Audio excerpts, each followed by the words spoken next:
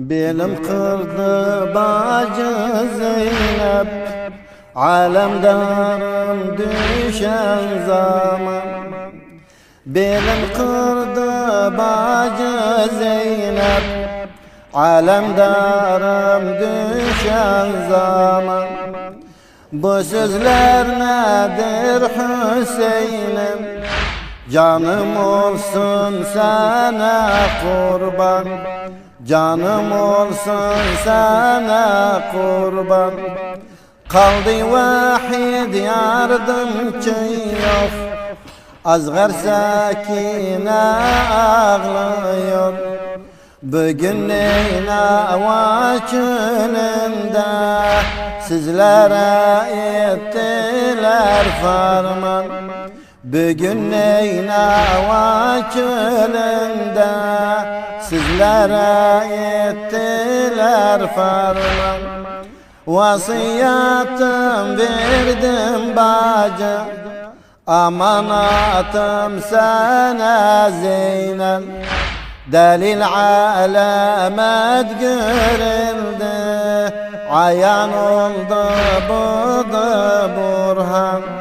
Ayan oldu bu da burhan. Babam bugün de olaydı, bizlere yardım duraydı.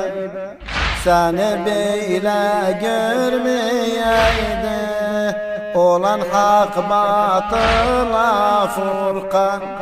Olan hak batıla furkan. Bacı ehli Kufa'tanım, meydanda o günde şahit.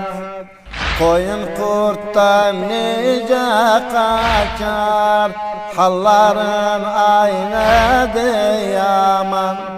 Halların eyledim yaman.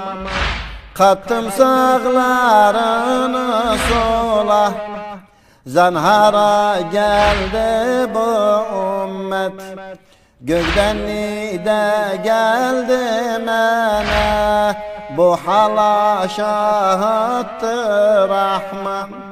Bu hala şahittır Rahman. Hakkın kulu diyer Mevla, nice kıydı ümmet sana. Cesedi atta basanlar, asılsız bir ehli iman. Asılsız bir ehli iman.